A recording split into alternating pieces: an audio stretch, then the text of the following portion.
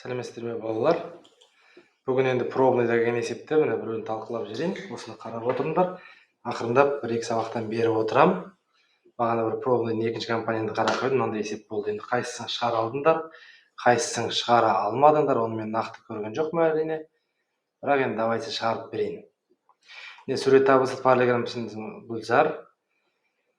Оның ABC төбелерінің координаттары берілген, яғни метрмен берілген ұзындықтар. АБ мен БЦ-ның векторлық көбейтісі. Ал мен АБ мен БЦ-ны тауып алайын. Білесіздер,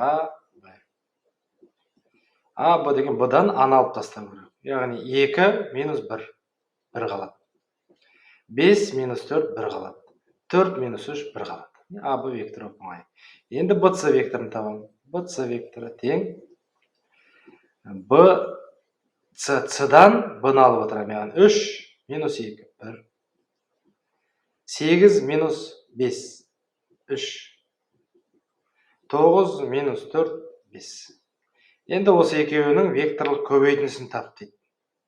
Яғни АБ көбейтілген БЦ, ол тең болады векторлық көбейтінді білесіңдер. ИЖК дейміз. Сосын біріншісін қоямыз 1, 1, 1, екіншісін қоямыз 1, 3, 5. Тең болады. Вектордың векторлық көбейтіндісінде жаңа бір вектор шығады. Мынау қазір тағы бір вектор шығу керек.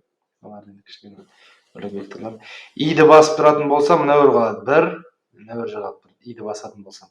Бір жерде бесім міне 5 минус 3 и. Сосын G-да минус қоямыз, білесіздер. G-да минус қоямыз обязательно. G-ді басатын болсам, бір жерде бесім 5 минус 1.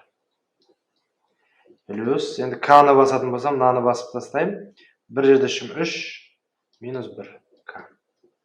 Тең есептесек енді 2i минус 4j плюс 2k. Осылай да жазып болады. I, j, k арқылы. Немесе осы 2 минус 4, 2. Міне осы үшін балалар 3 балл керек. Осыдан немесе басқа әдіспен Гүлзардың дәл ауданын табыңдар. Балалар, мен векторлық көбейтіндіні айтқанмын. Мысалы, допустим, бір А векторы, мынау бір Б векторы болса, екеуінің көбейтіндісі векторлық көбейтіндісі. Ол осы А-ға да Б-ға да тік болатын, екеуіне де перпендикуляр болатын үшінші вектор С шығады деп. Вектордың векторлық көбейтіндісі. Онымен С-ның векторының ұзындығы, С векторының ұзындығы шыққан вектор.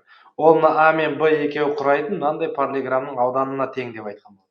Яғни сол білімді білсеңіздер болды.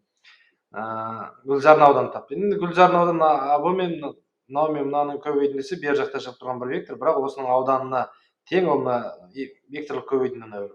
Яғни біздің ойымызша, біздің неміз бойынша мына бір вектордың ұзындығы С деп белгілеп қояды. Осы С векторының ұзындығы бізде ауданды береді. Енді С векторының ұзындығы білеміз, ол оп-оңай каждый координатасын квадраттасамыз. 4 плюс 16 плюс 4. Сонда 20, турасында 24. Бітті. Вектордың векторлық көбейтіндісі.